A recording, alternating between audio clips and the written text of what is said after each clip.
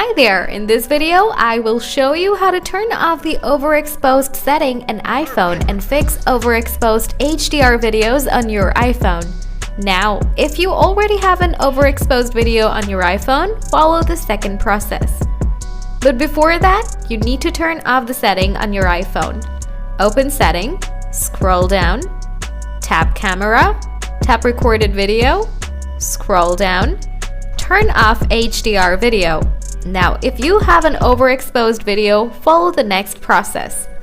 Then you need to open App Store, type iMovies. Now install this app. Tap Open.